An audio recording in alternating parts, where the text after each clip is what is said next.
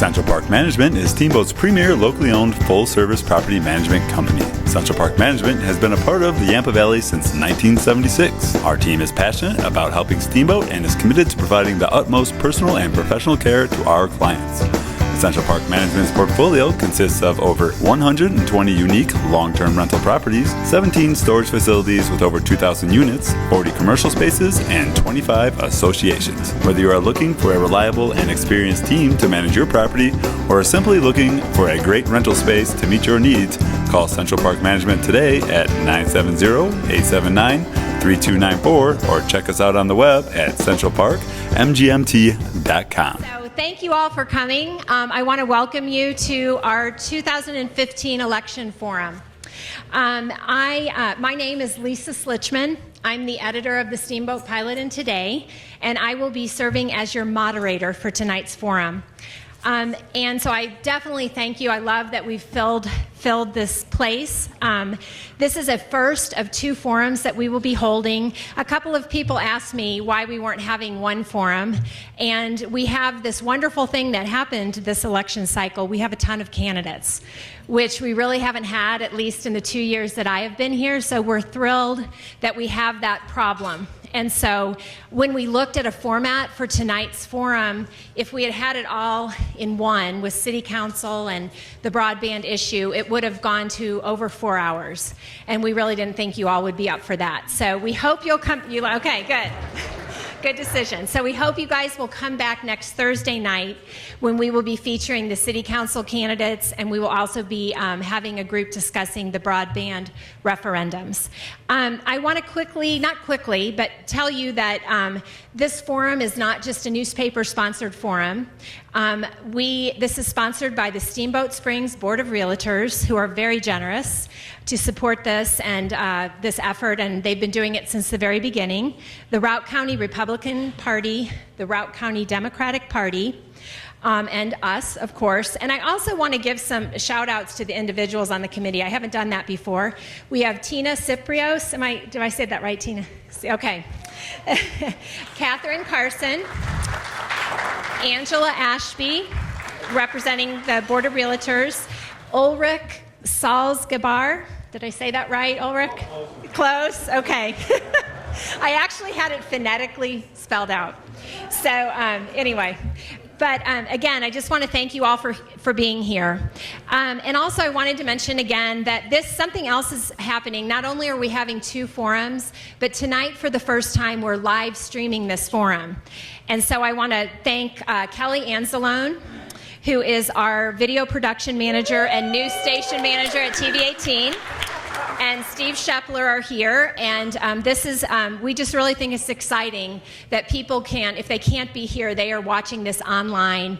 And so, again, what we're here for tonight, we don't have an agenda other than getting information out to the voters so they can make educated, informed voting decisions. And so we're all working together towards that.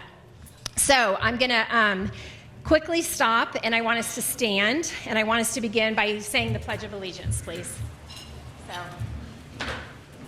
I pledge allegiance to the flag of the United States of America and to the republic for which it stands, one nation, under God, indivisible, with liberty and justice for all.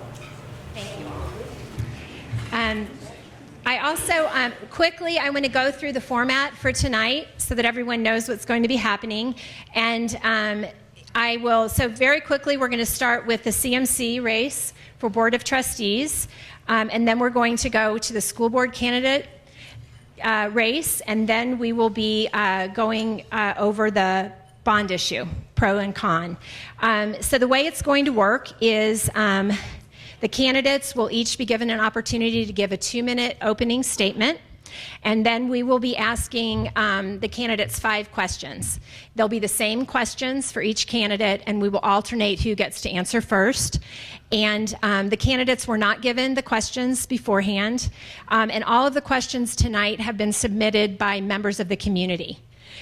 So these are not my questions, they're not our committee's questions, but they're what the community wants to know.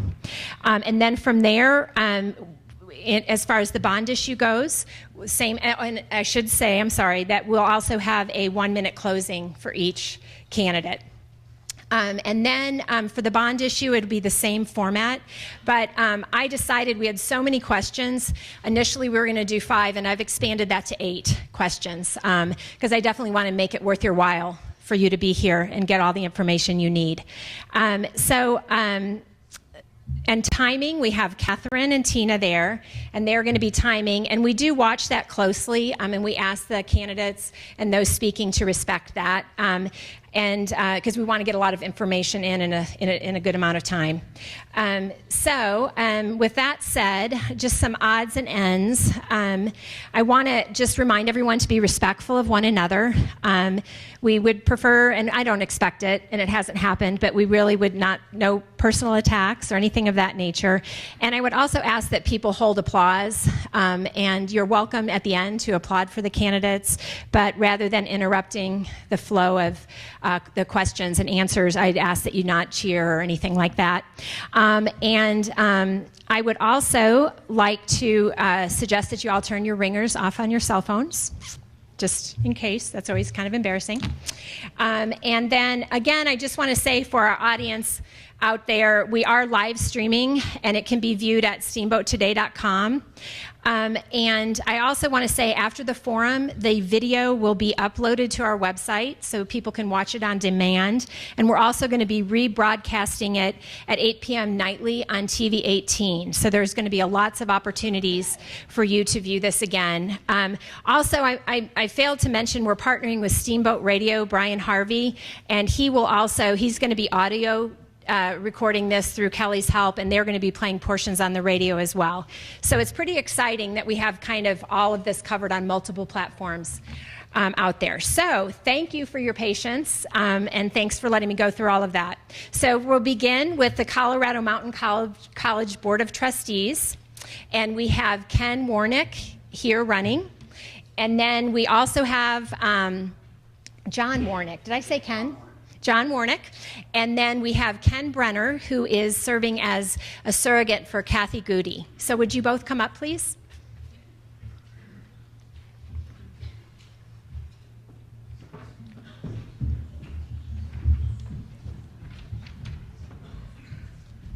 Okay.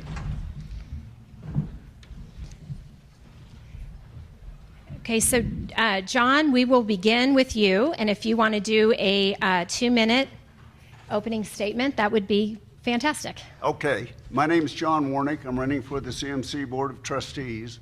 There are 7 trustees.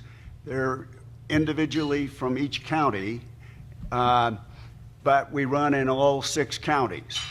It's a nonpartisan election, so I'm really looking for all the votes.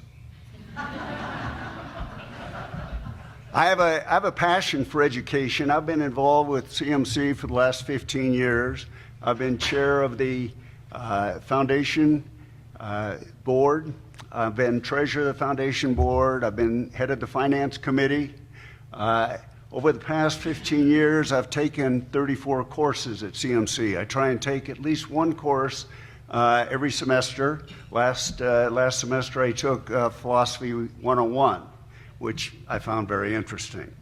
My background is I've got an MBA. I spent 30 years with IBM. I was focused on strategic planning and long-term budgeting, which is kind of key because you manage through the good years and the bad years. I think there are 3 things that we need to focus on. First is the community and the businesses, the non-profit organizations, and the school districts, because I think student success is the key to CMC. And it's important that our kids, when they graduate, can get a job.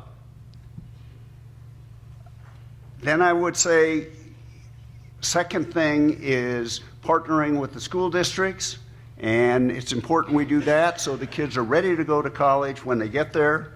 The third thing is it's affordable, and by that I mean CMC is the lowest cost tuition in the state. We now have 4-year degrees. Our 4-year degrees are third lowest in the nation. Again, John Warnick, I'd appreciate your vote. Thank you. Okay, and now since it's going to be a little different, we're going to proceed with 5 questions for John, and then he will do a closing, and then we will give Ken an opportunity to speak on behalf of Kathy.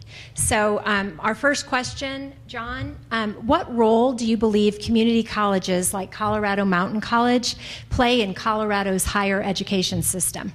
Well, I think the community colleges have evolved from a two-year college, a junior college, kind of the college of last resort.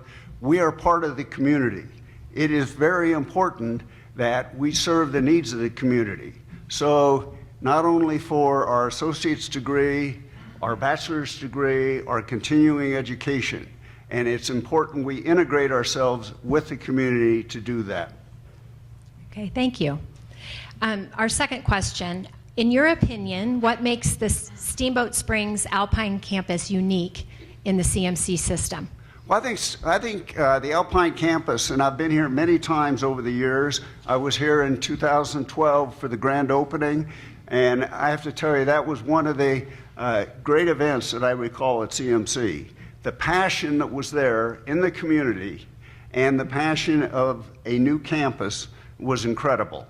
I think many of the things that we do here in Steamboat, such as the ski and snowboard business, the culinary arts, those are things that are absolutely key to making this unique. Each of our campuses at CMC are unique. The campus at Rifle is totally different than the campus at Steamboat or the campus at Leadville or the campus at Breckenridge, and that's what makes CMC unique. Very good. If elected, what would be your number one priority as a new trustee? I think we have an outstanding president of CMC. Carrie Hauser is super. She's built an outstanding team. We have an outstanding strategic plan. People say, well, what are you going to do that's different? My job is to help her be successful. We're going to move CMC to the next level. We're going to be the best community college in the nation, and my job is to help her do that. Okay. As CMC enrollment continues to grow, how will you balance the need for capital investment with support for the college's academic programs? I think that's very key because it is going to grow, and I can see over the next 20 years, CMC's enrollment is going to double. Currently, we have over 20,000 students, and you say, well, how are you going to do 40,000 students? Well, if you look at our campuses, many of the campuses are busy during the day, but they're empty at night and empty on the weekend.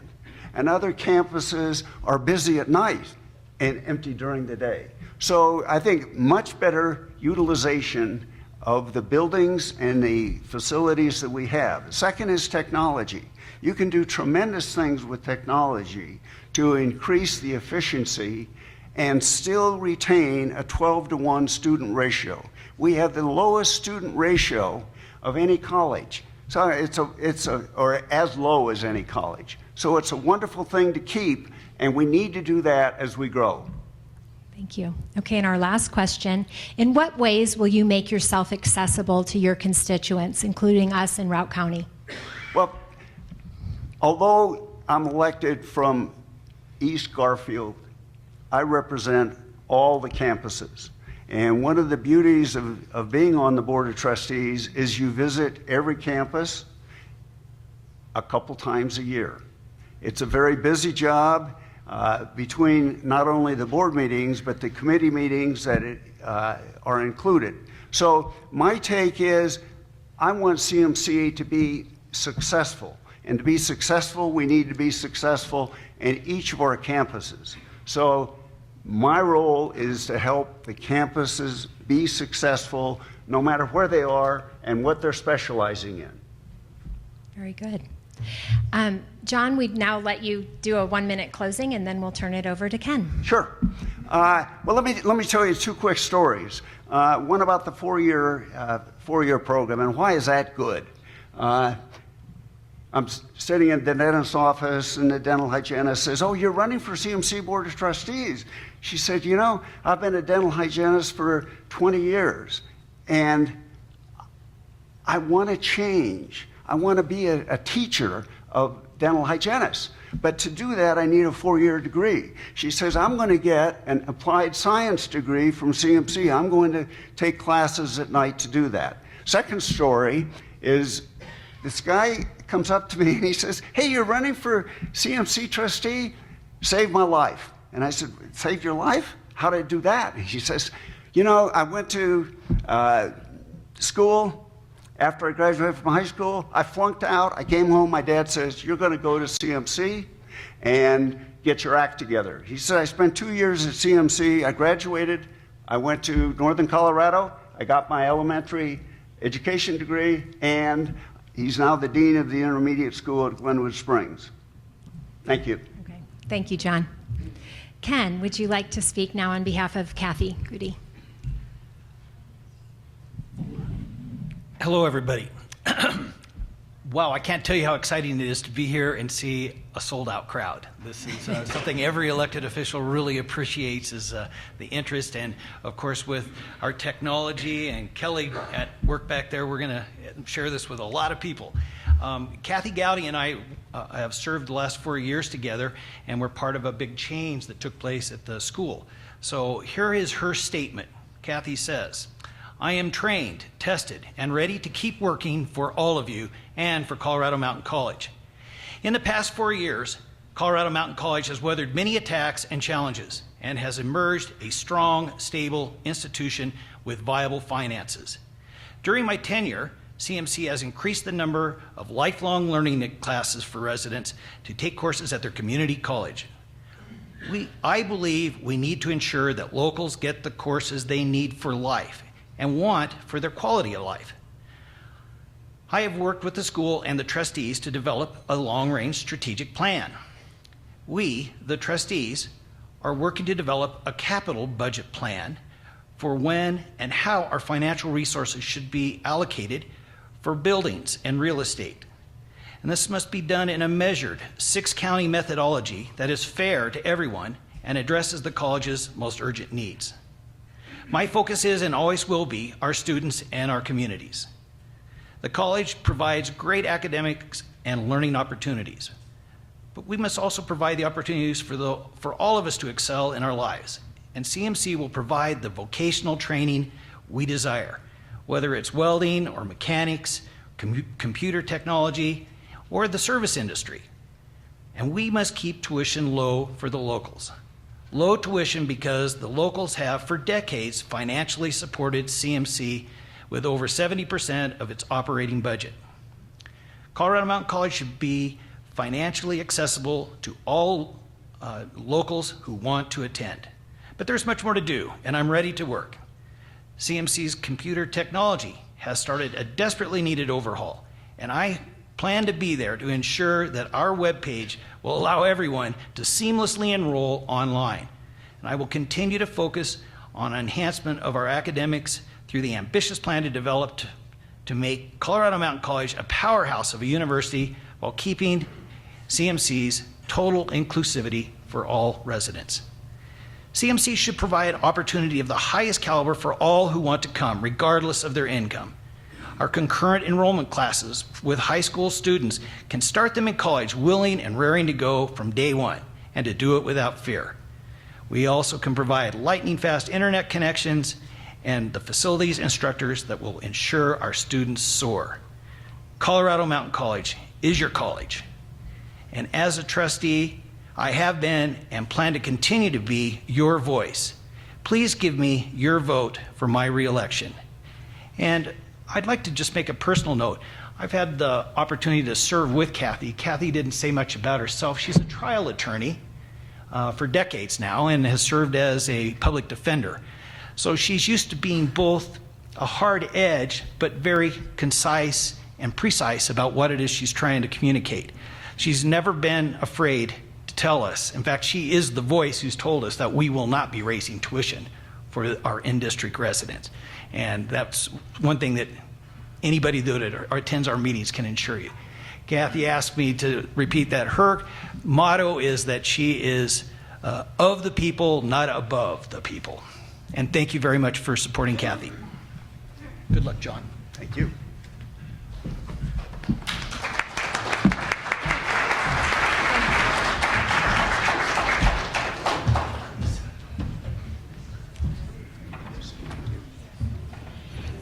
Next, we'll call up the Steamboat Springs School Board candidates.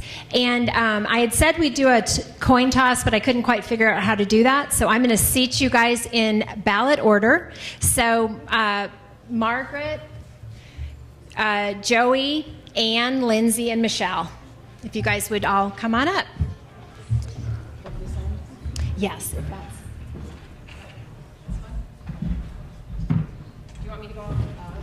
Okay, the order: Margaret, Joey, Ann, Lindsay, Michelle.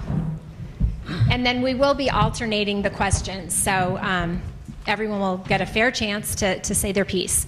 The format will be the same. We will start with, 2-minute openings, followed by a series of questions, and you guys will each have 1 minute to answer those, and we'll alternate those. So, Margaret, let's begin with you for your opening, please.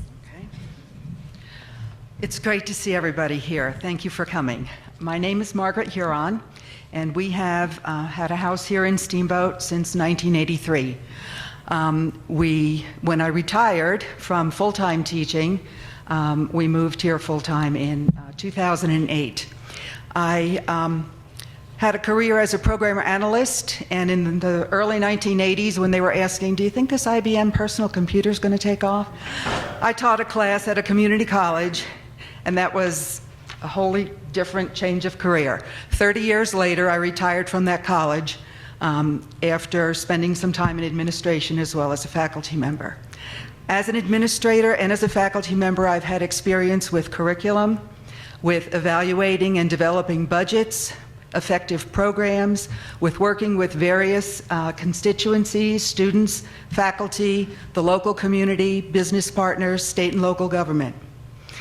So now that my granddaughter, who lives here in Steamboat, is starting kindergarten, I thought what better time than to step up and offer my services to the Steamboat School District. I'm Margaret Huron, and I hope you vote for me. Okay, Joe, I just wanted one technical. Would it help them? Are they fine? Do you need them to hold the mic, or are they okay? They can just move the mic closer to their face while they're speaking. Okay. Joey, go. It's your turn, and yeah, just speak closely to the mic, please. Thank you. Good evening. Thank you so much for coming. My name is Joseph Andrew. I've been elected to the Steamboat Springs School Board to serve a 2-year term in 2013, and I'm seeking re-election for a 4-year term. You know me. I'm a 5th-generation resident of Steamboat Springs. I grew up on my family's homestead south of the valley in the town next to Sydney. You know me because I'm also an active member of our community. You see my water trucks going by every day with raindrop water. You've heard of our family companies in which we've been established since 1901. We're here in the valley, and I'm here for a long-term commitment. One of the reasons why I've chose to seek re-election this evening is that in the last 5 years, your Steamboat Springs School Board has had 13 different board members serve on it. 13. 4 separate board presidents. That kind of lack of continuity has impacted our district in so many ways. And that is why I voted to help support and bring in a strategic plan to help to navigate the district and looking at where we're going into the future.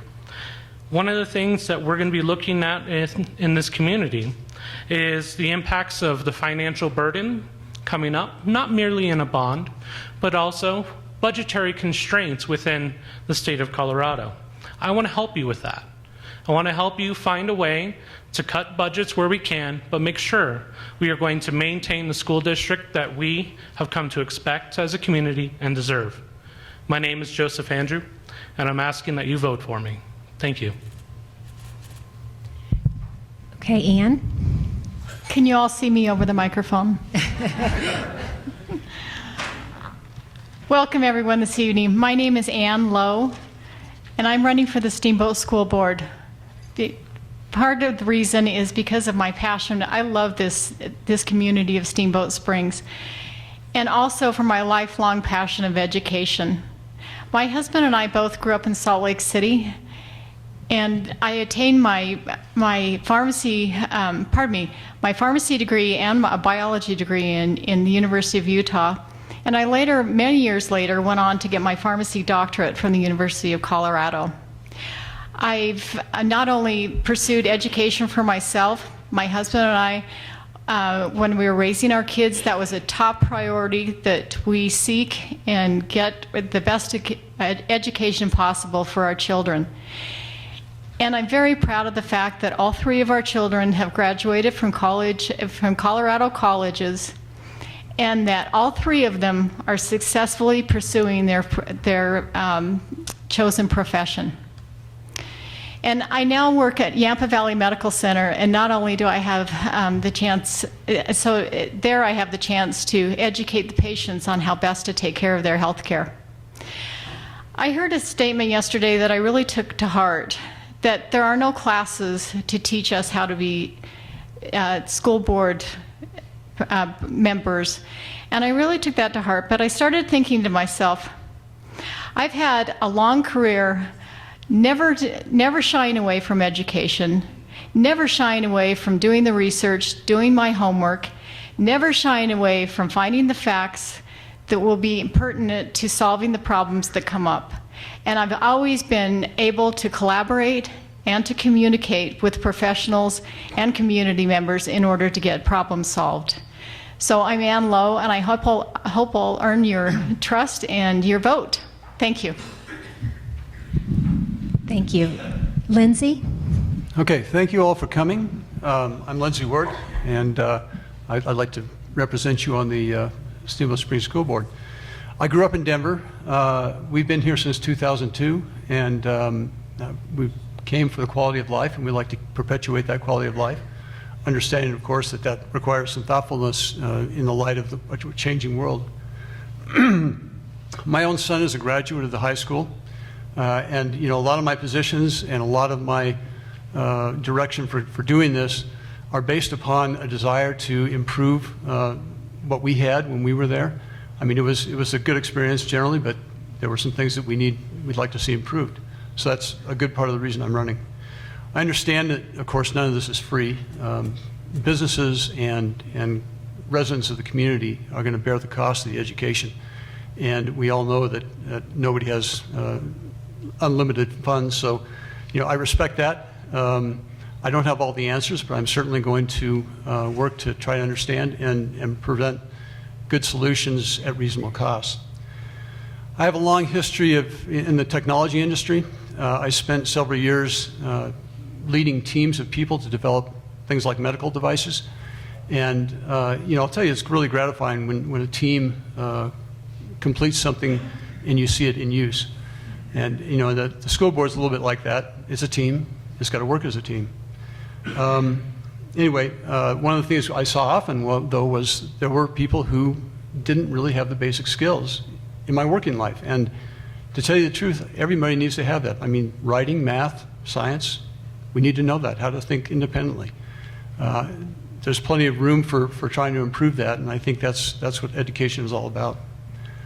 Steamboat schools are highly ranked. I think most of you know we're pretty highly ranked in the state, but let's face it, the state is not ranked in the top of the nation, nor is, oh, that was quick.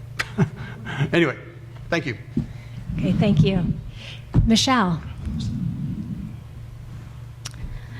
Good evening. I'm Michelle Dover. I lived in Steamboat for about more than 20 years. I have 5 children, 4 who have gone through the Steamboat Springs schools and then on to higher education. And I currently have a 2nd grader, and he's at Soda Creek Elementary School.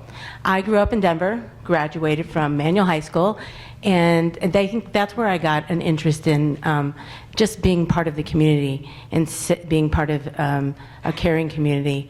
And I went on to school and got a degree in education, actually English with a focus in education, and a master's and a K-12 teaching certificate. I ended up working at the college about 15 years ago, and about the same time I got a job at the library. The first job that came along full-time was the library, and the values were so closely aligned.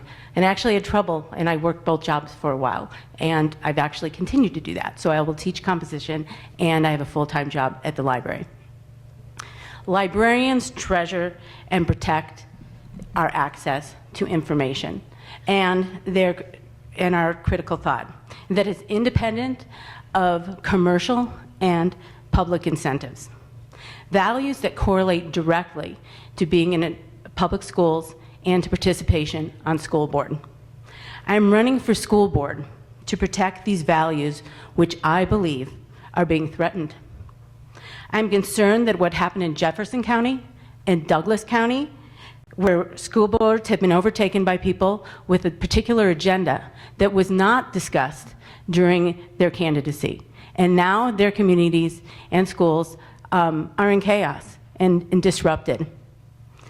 Steamboat Springs is a successful school. We love our teachers, we love our community, and I don't want to see this threatened. So once elected, I will work for transparency and in collaboration with others to reach a shared goal of success for our students. Thank you. Thank you. Okay. Yeah, guys, I appreciate the enthusiasm, but let's keep that to a minimum, or not at all. Okay, well, I'll start with questions. Joey, I'm going to start with you answering the first, and then we'll go down the line and end with Margaret. So my first question is, how do you feel about one unified school district for all of Routt County?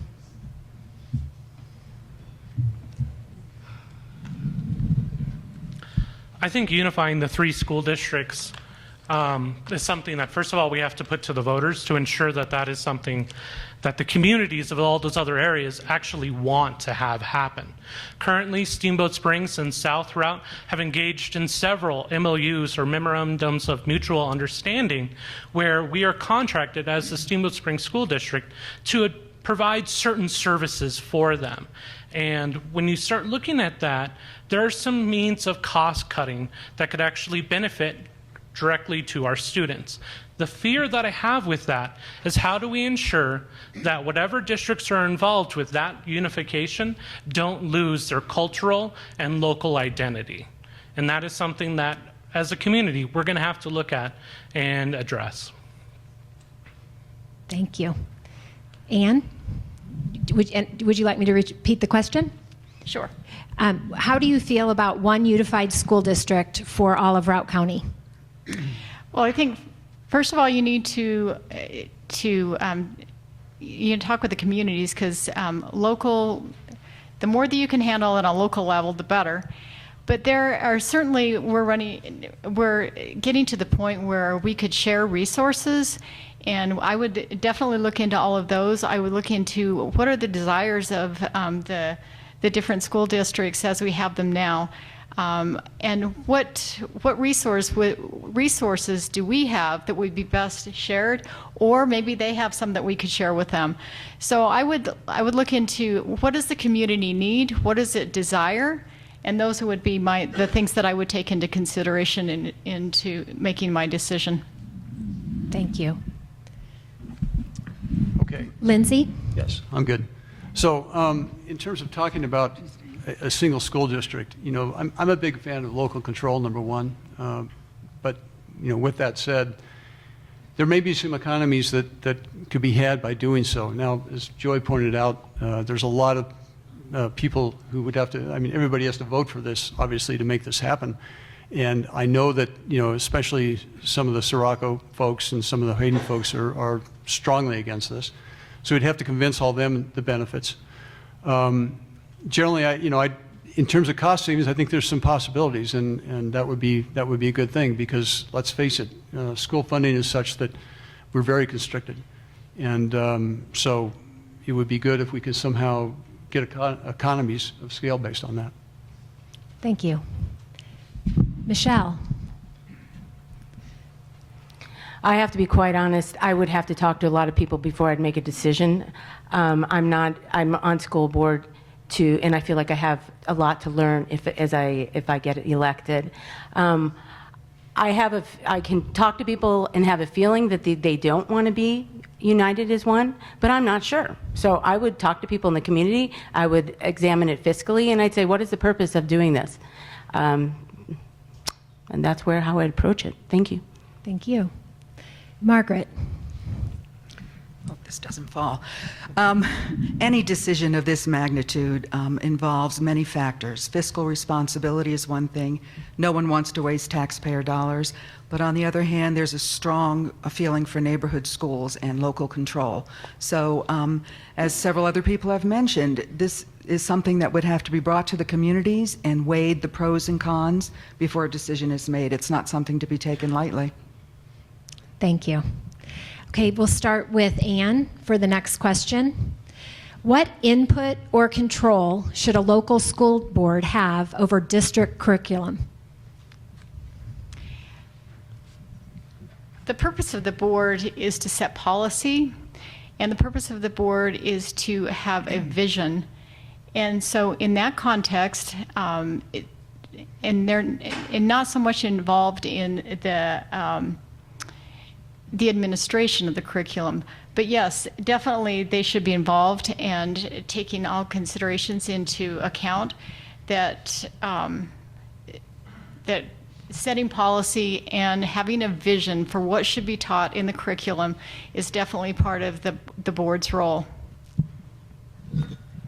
Which one do you want to go? We're going to Lindsay now. Okay. I'm next. And Lindsay, do you need me to repeat the question? If you would, please. Okay. What input or control should a local school board have over district curriculum? So, I think, again, and Ann pointed this out, is the school board is really kind of the policy-making body of the whole school system, if you will. And so I think it's important that they set a general direction in terms of where the curriculum goes. My view is that curriculum needs to be taught in a factual and unbiased manner. And again, as I referred to in my opening statement, I think that the basics are very important and need to be repetitively reinforced throughout the career of a student. So, to that degree, I think that's the kind of philosophy that would be embodied in something the school board would do. The actual implementation of that kind of thing, of course, is the administration. Thanks. Thank you. Michelle. As a school board member, I would have to represent the values of the community. For example, I think the community is respecting this complicated world that our children are entering.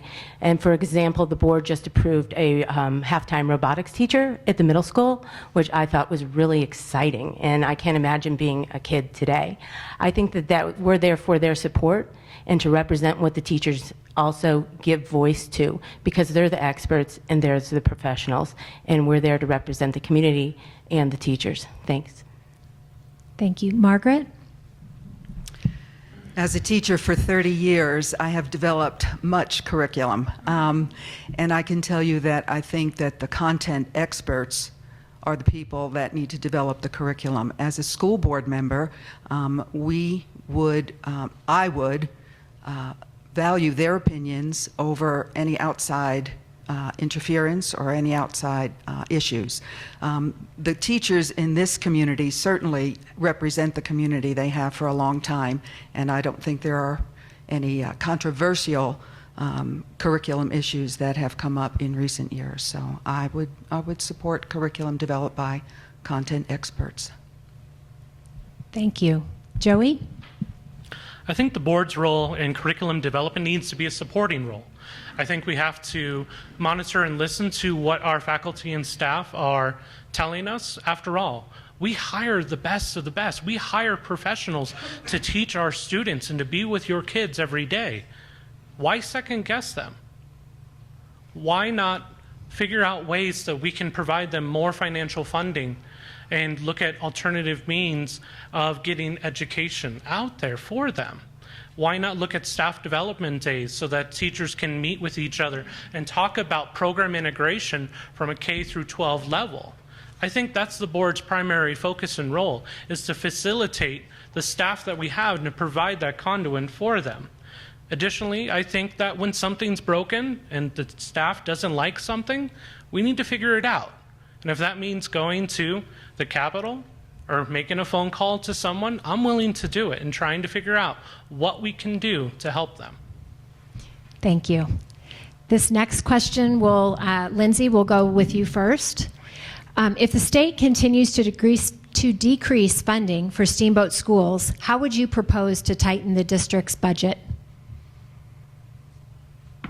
That's an interesting challenge, because I think about what I understand is 85% of the budget is actually for personnel, and so that's a hard thing to do. The rest, the other 15%, is covering expenses like maintenance and buildings and school buses and whatever else we got. So that's a hard thing to do, and I think well, I hate to say it, I think you'd have to look at the possibility of changing the ratios, the student-to-teacher ratios. That's not really a nice thing to do, but I'm not sure what you do otherwise. There are some opportunities for, mill overrides and that kind of thing, but obviously those aren't as palatable either.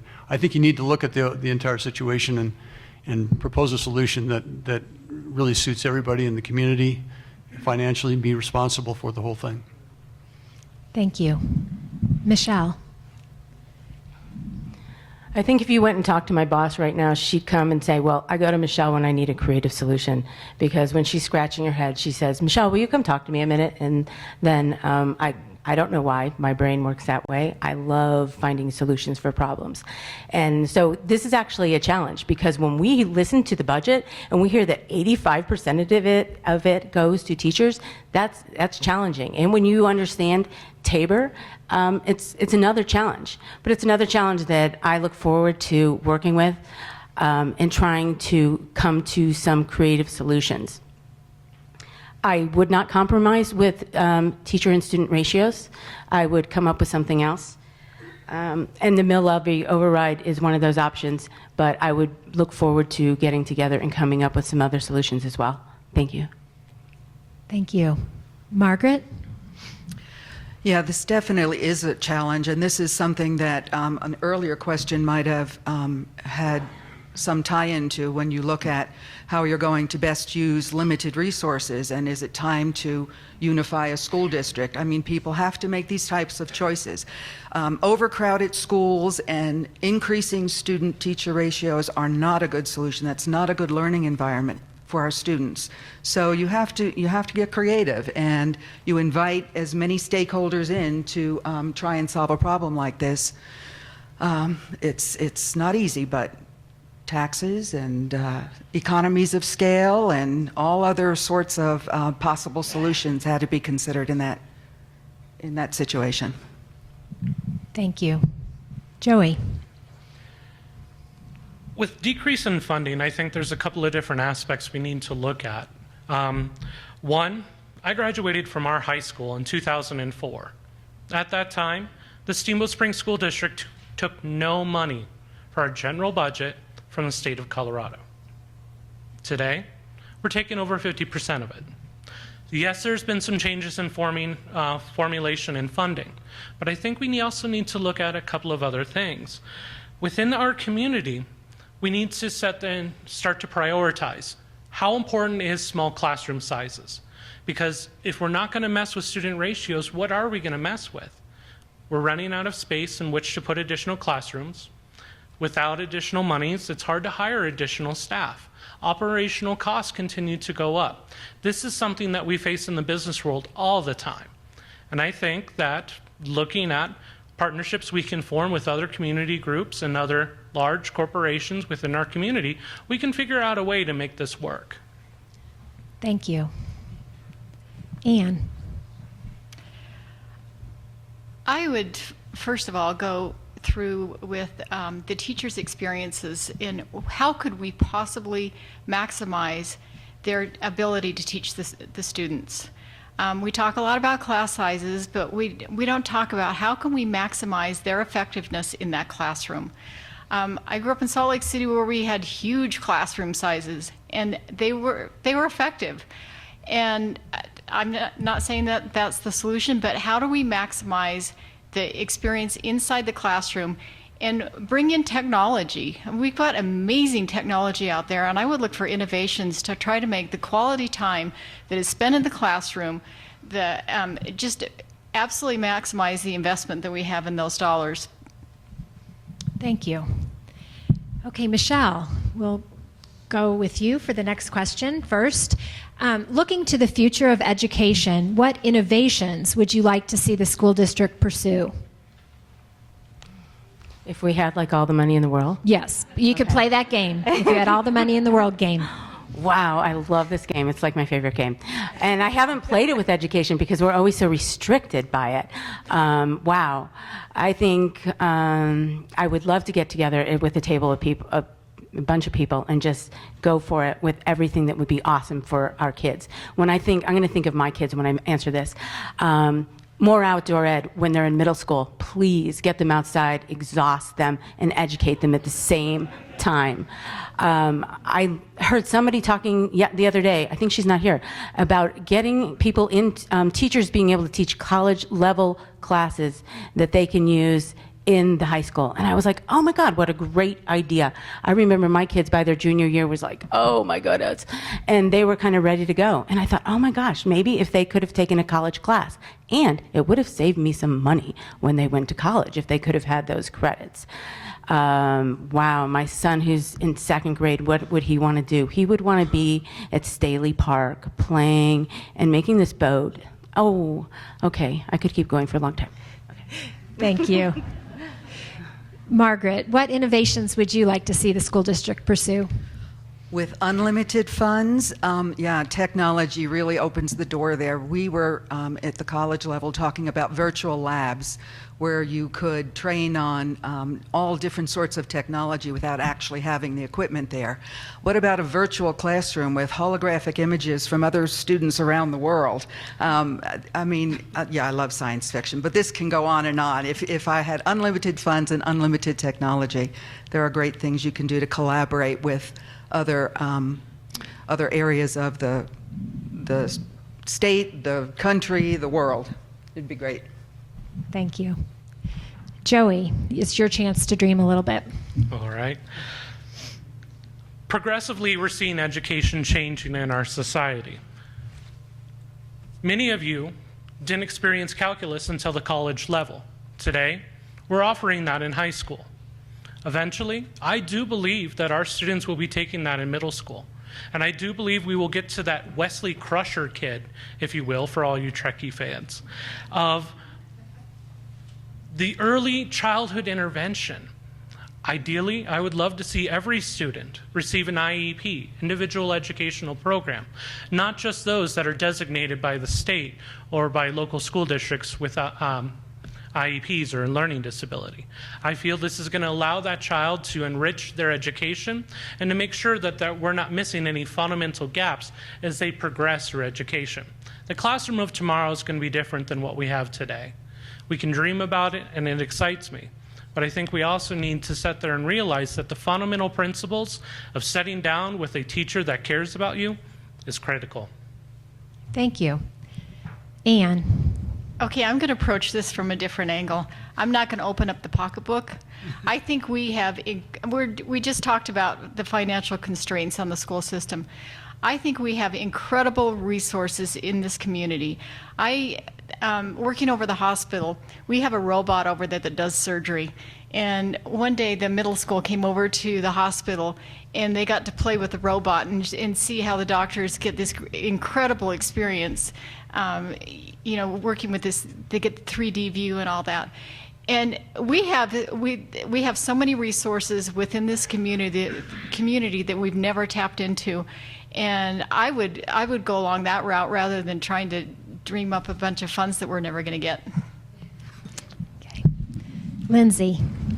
Okay, so, I agree with Ann. Number one, we need to kind of reel back and say, funds are real, and we really do have to be financially responsible. So what can we really do? Well, the ideal situation is when every student has their own teacher that is tailoring a program for them. I think that would be ideal, but obviously that's not cost effective. But we've got a lot of technology that's coming alive these days, and maybe we can find a way. I mean, has everybody heard of the Khan Academy?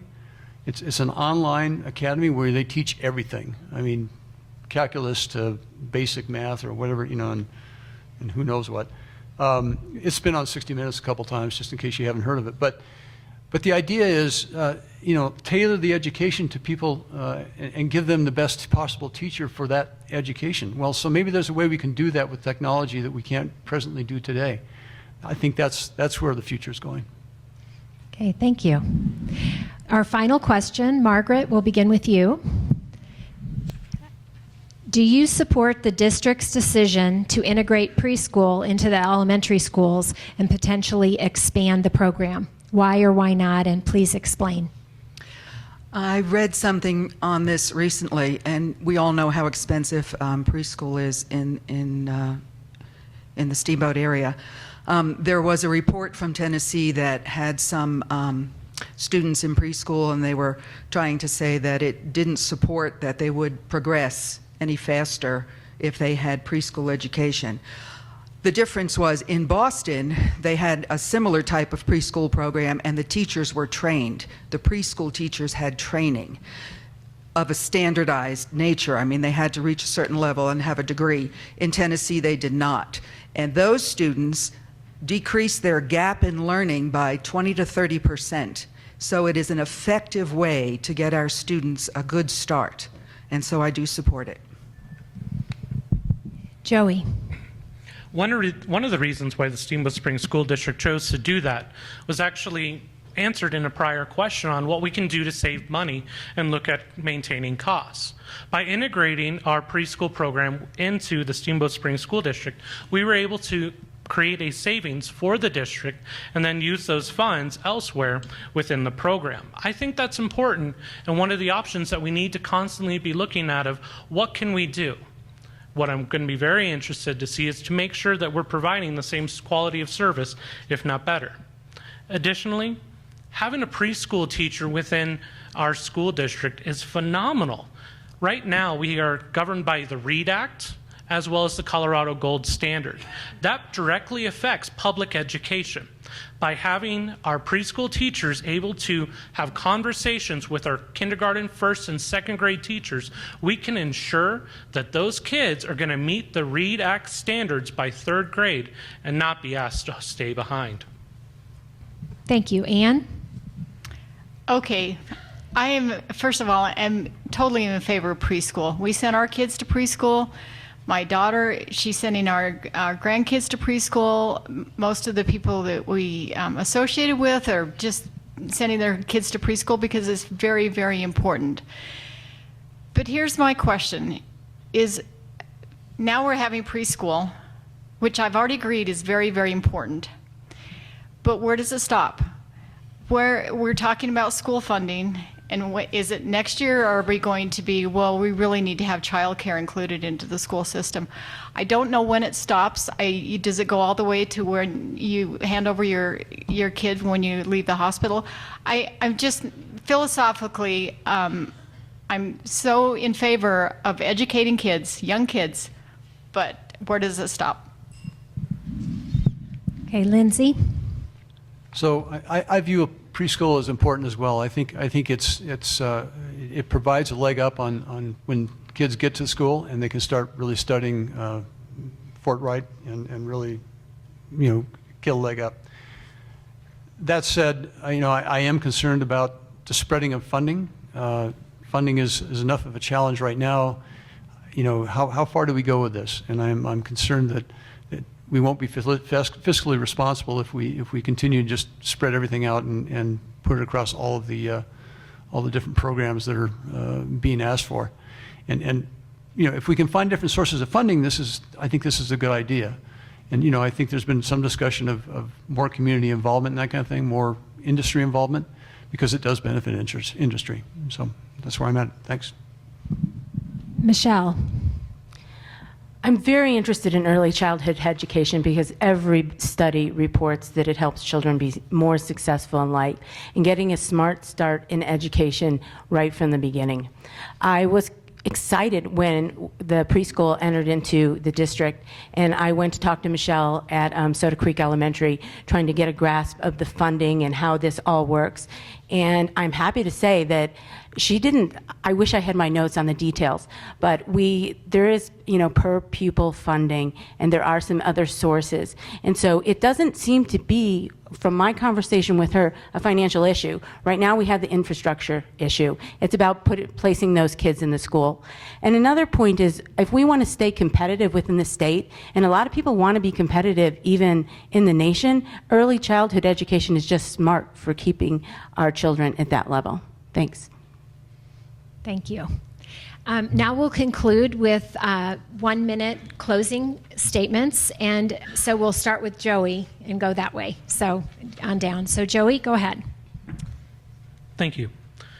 Thank you all for coming and for dedicating so much of your time with us this evening.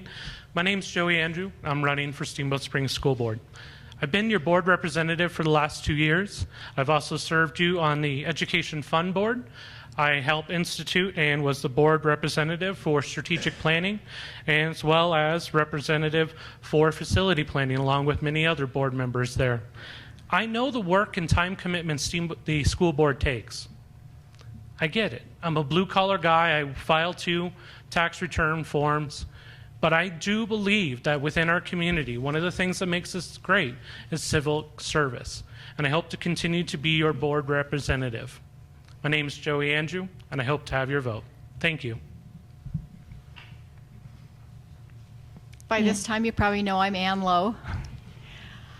As I said in my opening statement, I think there's, this is a special community we live in.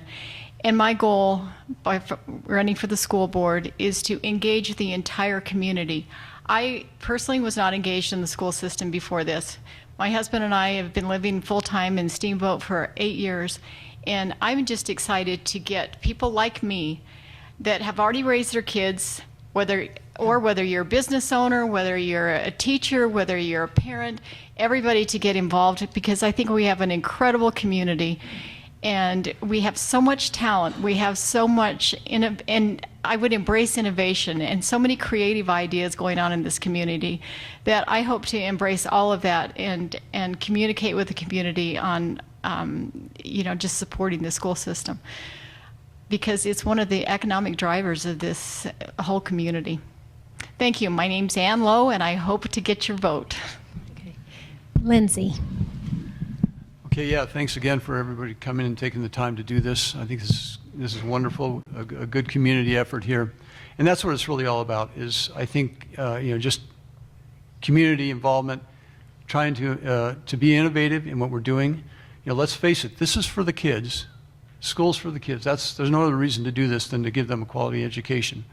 And my way I feel about it is I am responsible. I want to provide leadership. I want to be cost effective. And I want to certainly respect the will of the voters. So I'm Lindsay Ward, and I would love to have your vote. Thank you. Thank you. Michelle. I'm an educator, and I'm a parent who understands the schools, having been a part of them for over 20 years. I respect our community's families and our teachers and the support staff who have been critical in nurturing my children as they grew up through the district. I will be transparent and protect our schools from political and commercial agendas. Please don't believe me about what's happened in Douglas County and Jefferson County. Go ahead and Google it for yourself. If you want further credible information, I can point you in that direction. Just come talk to me afterwards, or you can just come, I'll give you my phone number, email, and we can talk.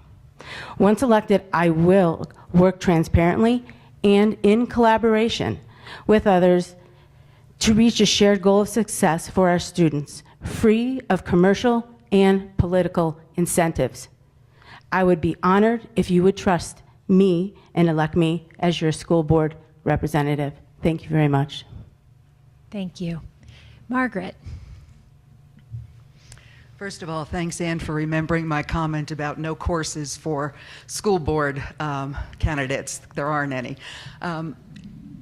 People may tell you that they are dedicated to public education and that they value it. I do have a passion for it, and I have a 30-year career to demonstrate that. I will work tirelessly to represent this community, to ensure that students are given the best opportunities they can, and to maintain the excellence that Steamboat Springs School have always shown. I hope I can gain your vote and your trust. My name is Margaret Huron. Thank you. And thank you all very much for coming and speaking to us tonight.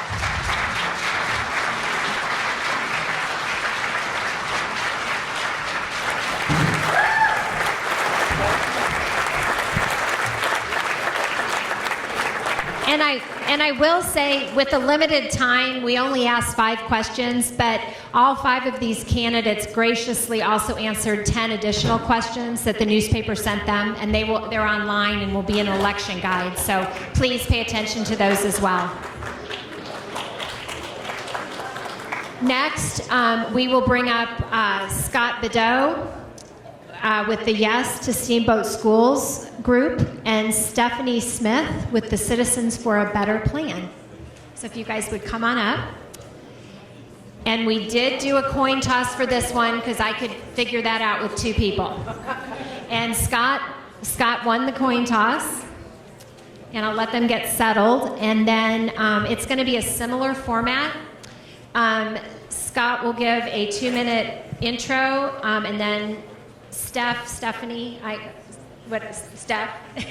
will give a 2-minute intro as well, and then we'll ask a series of questions back and forth. So Scott, if you're ready, I'll let you begin. Yep. Thank you. My name is Scott Bedeau. I'm a parent of 2 kids here in Steamboat. My mother and grandmother were the 2 best teachers I've ever known, even though one of them gave me the first attention I ever had in my life. I currently serve on the school board and am the co-chair of Yes to Steamboat Schools alongside Paula Stevenson. So tonight I'd like to tell you about 2 issues we face from a facility standpoint in our school district. The first is capital renewal. Several of our major building systems are or have reached their expected lifetime and need repaired. The second is space, and not just the classroom, but adequate programming space across the entire school and across all schools. Both elementaries and the middle school are currently over capacity, and the high school is also filling. Having personally toured every school, I can attest to the impact this is having on the students and the teachers. We have cramped modular classrooms. Certain small group learning spaces have been pushed out into the hallway. Classrooms without windows. Even the high school has some educational programming challenges. So like all school districts in Colorado, we have to solve this with a bond issue. And the current plan attempts to do exactly that. It'll address the capital renewal. It will add a 3rd elementary school. Upgrade the middle school to the existing high school for proper programming and long-term capacity. It'll expand the alternative high school, and it'll construct a new high school with the educational programming, long-term capacity, and even athletic space and other common facilities needed by both our schools, district, and the entire community. This plan was crafted by hundreds of people in the community. It was unanimously accepted by the Board of Education, and I believe it's the best plan to address every school and every level, while keeping your property taxes, after adjusting for inflation, below 2006 when we did the Soda Creek bond, and below 1997. I've worked tirelessly to document everything on Yes to Steamboat Schools, so you can learn more there. Thank you. Thank you, Scott. Steph, if you'd like to go ahead. My name is Stephanie Smith. I'm a parent volunteer. I've been in the community for 12 years. We have 2 girls who've grown up in the school district, a 7th grader and a 9th grader now. Wrong school, wrong place, wrong plan. Why are we building the most expensive building with the least capacity issues? Our high school is 170 under capacity, while our elementary schools are 155 over. The demographic report states we need an elementary school, not a high school. There are only 5 more students in our high school this year than last year. For whatever reasons, the crowding in elementary schools does not carry over automatically to the crowding in the high school. Although they say there is a multitude of meetings over the past year, we've arrived at this option and this site location way too fast. The alternatives were quickly eliminated without in-depth cost analysis of each one. We never knew the true cost to build on Whistler, nor do we know the true cost to build at this new high school site as well. With this new location, we still have many costly issues that are unknown that can affect the budget tremendously. Road and traffic issues have not been fully determined, estimated, or funded, and secondary access road has not been approved. The alternative access road could be millions. Budgets are vague and nondescript. No one knows the true cost or what we'll end up with. Everything is a proposal or just an estimate. We knew more about building an $8 million field house than we do about building a $71 million high school. A great deal has been promised, but how much can be delivered? Millions upon millions will be going into bricks and mortar maintenance and operations, yet very little to what really matters, our teachers and our educational programs. Why would we throw away an incredible asset of our downtown high schools that has been a centerpiece of our community for 50 years? It has not met its full capacity or its full potential. So let's get this right. $92 million is an incredible amount of money, and you can't come back to ask for more. Thank you. Okay, we'll begin. Steph, then I will give you the first question, and then Scott, you will have an opportunity. You'll each have 1 minute to answer the question. So my first question is, do you believe the community was engaged in the planning process for the bond issue? Why or why not? Well, I think there's two different answers to that. They're saying that there was a lot of meetings in the beginning that prior to the first community kickoff that either people were invited to or heard through word of mouth or through the schools. A lot of the parents didn't know about that. But the first community kickoff that started in March, when they actually presented the options to people, there was very little time from that point to when a decision was made in the beginning of May. So although you may have gone over the issues and what they were for the school, you have to do that same in-depth process for each of the options to look at the cost analysis of how much does it cost to build on each site and what are the impacts, what are the road and traffic. We just went from here's option A, B, C, this one's too much, let's not go there, but we didn't know how much it's going to cost to actually build on the site, and we still don't know that. We don't know if $92 million is enough. We don't know if $71 million is enough because we don't know all the answers. So it takes a while to go through each one of these individually and understand the impact of each site. Thank you. Scott, do you believe the community was engaged in the planning process for the bond issue? Why or why not? So I missed quite a few dinners and bedtimes with my family. I think there were a lot of meetings, but I'll let the public decide. Most of them are documented on this master plan. I've got it here with me tonight, and it's available on the district website. As far as getting community input or getting people to show up, we sent, or the district, I should say, sent emails to all the parents and teachers via the Infinite Campus system. We had newspaper articles like in the Happenings, as well as advertisements and radio. So I honestly don't know of that many more channels to get the word out. Thank you. Okay, Scott, we'll start with you for this next one. What would your group like to see done with the district's administrative building on 7th Street? Yeah, so to be candid, the Yes to Steamboat Schools group hasn't taken a position on this, but just to repeat what the board decided is that they'd like options. They don't necessarily want to invest too much money in a building with very high maintenance costs. So what's currently on the table is an option to either relocate the facilities there or the cost exists to completely rehab that building and keep the alternative high school and the district admin within it. The next school board will have a choice. Steph, do you? I find that very interesting because if you're developing a plan right now where you're moving everybody out of the building, it almost seems like they have a plan to be done with the building. I think it has a valuable asset to our community. It's been there for a very long time. There could be some creative ways of writing grants and seeing if it can be an educational basis for downtown. Perhaps you can work with Horizons. Perhaps you can work with Boy Scouts and Girl Scouts, educational groups, English classes for parents, Spanish-speaking parents. I think it needs a lot more analysis in that if you put a task force together to see what are all the options available for this building, it could maybe be some high school classes or just a variety of different reasons or different options, but it would take some time and I think a broader group other than just the school board to decide it. I think you should have some community involvement as well and some key players in deciding what should happen to that building, because there's people who've been here since the beginning with that building. Okay, thank you. Steph, we'll go back with you for this one. In planning for the bond issue or planning your position on the issue, did your group consider the bond issue in 1997 for a new high school? If so, what did you learn from that and how did you apply that from what's happening today? Actually, I did, because it happens that the gentleman who built the high school is my neighbor. So when we were talking about this situation, I went next door to learn about it. I thought it was very interesting the similarities in this process, in that when that bond was introduced, it was kind of a top-down approach of introducing the community, here's an idea that we have for you, and this is what we think you should do, versus the community involvement. And as I've heard from many people who were around during that time, that's not how Steamboat operates. Steamboat has been developed slowly because it has a lot of collaboration and community input. It's not just someone coming in and telling you what they think is best for your town when they're not a real integral part of your town.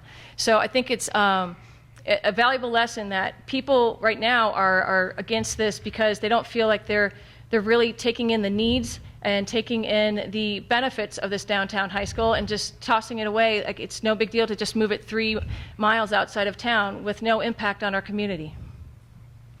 Scott. So again, I don't know that our campaign group has analyzed this extensively, but the board's position, and from what I recall at the community meetings, was we wanted a long-term solution. And when I say we, I mean the majority of the people I heard at those meetings. The board did look at the historical costs of previous bonds at Soda Creek and the high school. And we also looked at, getting a large amount of community involvement, while also recognizing that, frankly, the community has changed. We have a lot more enrollment now, and the space at the high school has stayed the same, and those two, conflict each other currently. So we're looking for a solution to get out of that challenge. Okay, thank you. Scott, this question is for you. What is your group's recommended process for determining current and long-term education and facility requirements? I'm not sure the group has a position on this, but we trust the board, and I as a board member trust our school district staff to kind of echo what Joey said. We have some of the best, in my opinion, in the nation, and I think they've come up with great requirements in that regard. Okay, thank you. Steph? In looking at that issue, I would actually develop a task force in each one of the grades levels, so elementary, middle school, and high school, and see with that task force of what they believe is the direction for that grade, for that level. And in looking at the middle school, our GT program in 8th grade is a phenomenal group and has one of the highest growth rates in education per our entire district. If you look at their test scores of those kids. So they really research proven models of education programs, and you can see it in the overall grades and achievement in those kids. So working with different groups within the elementary, the middle, and the high school to what they believe is the proven programs that they've researched, but also how that will apply to our actual kids. You may be able to take a program from New York, but if it doesn't fit the demographics of the kids that are in Steamboat, it doesn't work. So you really need to work with our teachers to find out what they believe fits with our kids, and then move forward with proven best practices. Okay. Steph, we'll go back at you with this question. The latest Google consumer survey conducted this week by the Steamboat Today shows that 41.5% of respondents say they will be voting no on the bond issue. 36.5% are undecided, and 22% say they are voting yes. What is your campaign's response to those survey results?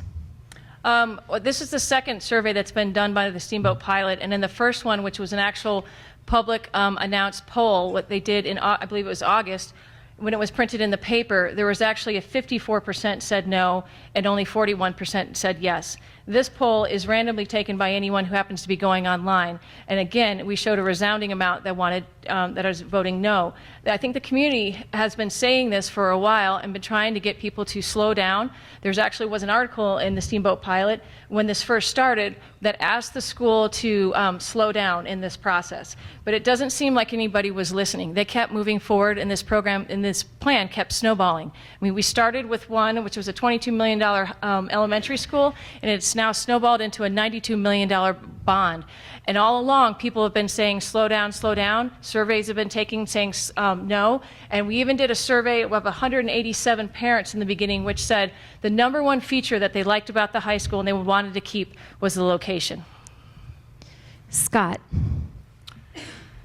So no offense to the Steamboat today, but I was flying back from work this morning and was prompted to take the survey 3 times based on being on the Verizon network and changing IP addresses and so forth. So it's not statistically significant. I appreciate the thermometer, but our polling with registered voters that our volunteers have done has shown significantly more support.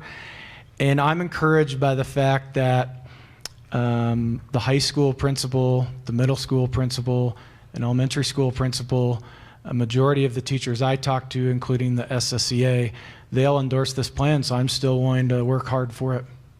Thank you. Scott, there's been a lot of discussion about the demographer's report. So how can voters be confident of the demographer's report that was used as the basis for the bond issue planning? Yes, I have this quote from Niels Bohr that I use quite frequently. He says, predictions are hard, especially when it's about the future.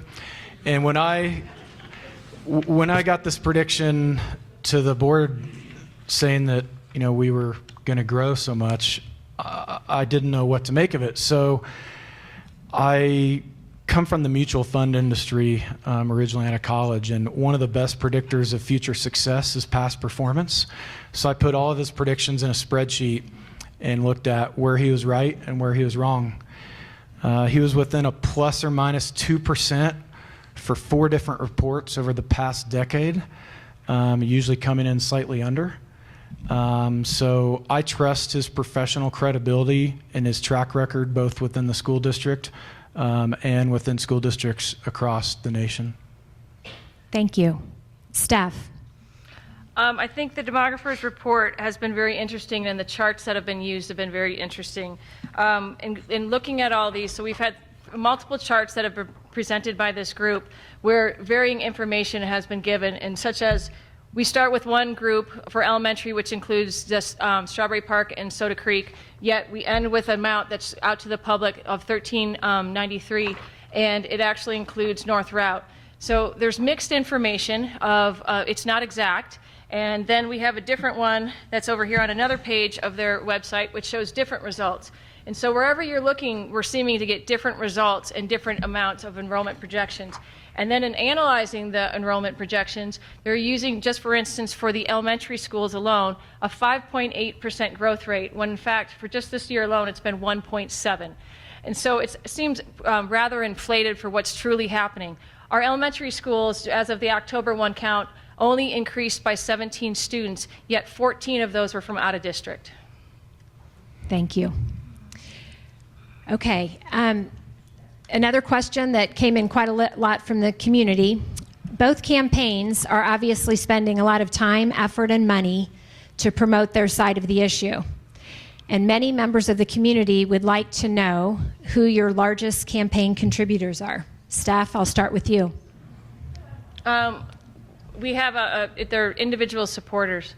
They're parents or they're community members that are providing support to us. We're getting emails daily and people wanting to know and talking with Mary and meeting people. I just got one myself of how can I donate. So it's people who are interested in this issue. They don't want to see the high school moved. They want to see this slow down. They want a better plan, and they're calling and saying, how can we donate? How can we help out? So it's a bunch of individual supporters.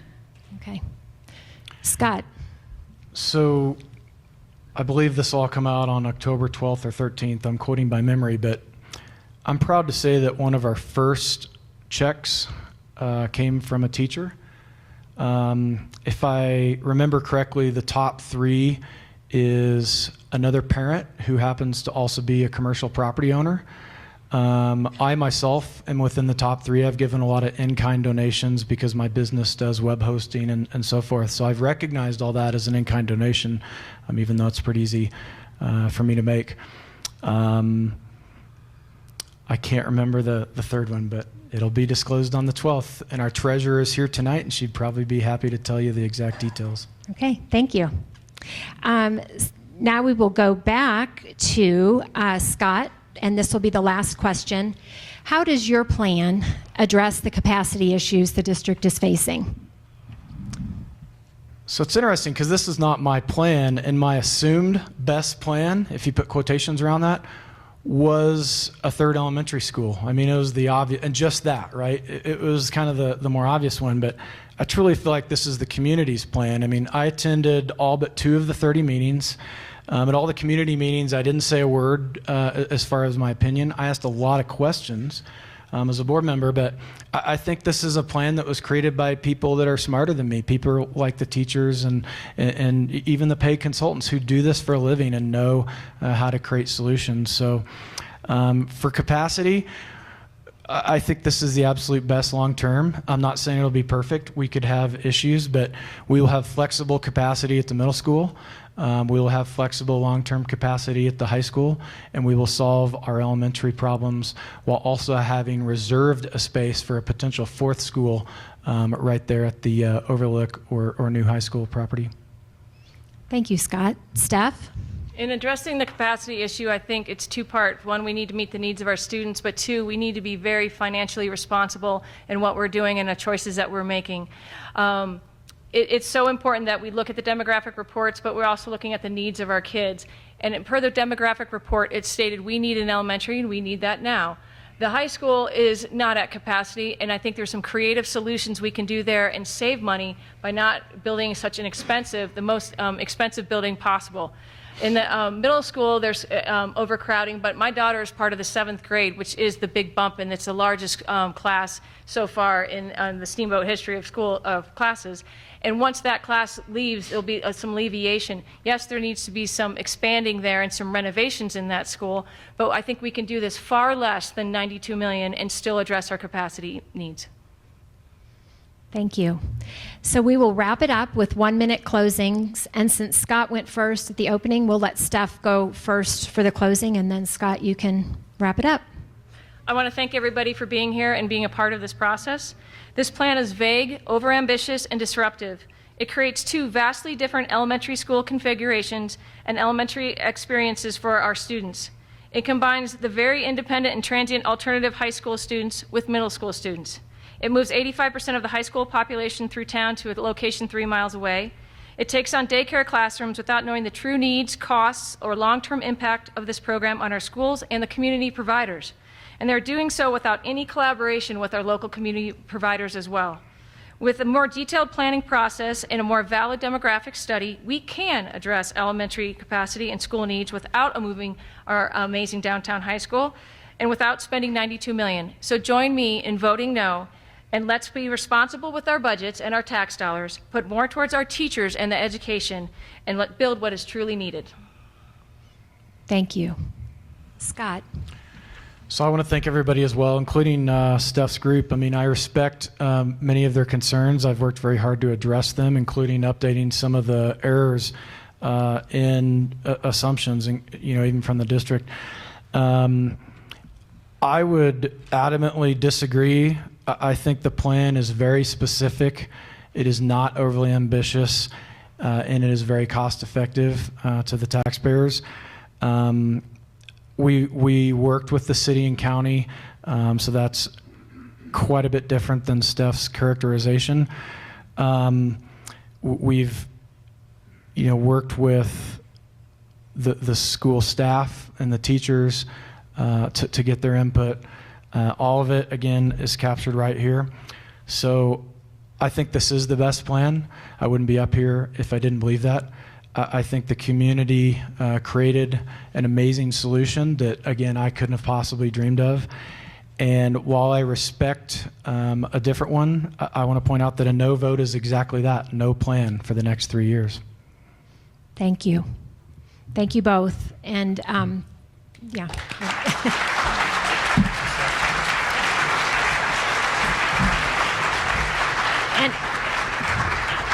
And again, I want to thank everyone for coming and taking the time. Again, the whole purpose of this was to hopefully you step out of here a little bit more informed. And I imagine any of these people that are still here would be glad to answer questions directly as well.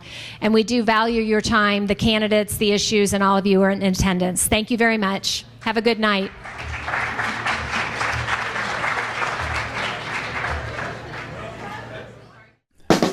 Central Park Management is Steamboat's premier locally owned full-service property management company. Central Park Management has been a part of the Yampa Valley since 1976. Our team is passionate about helping Steamboat and is committed to providing the utmost personal and professional care to our clients.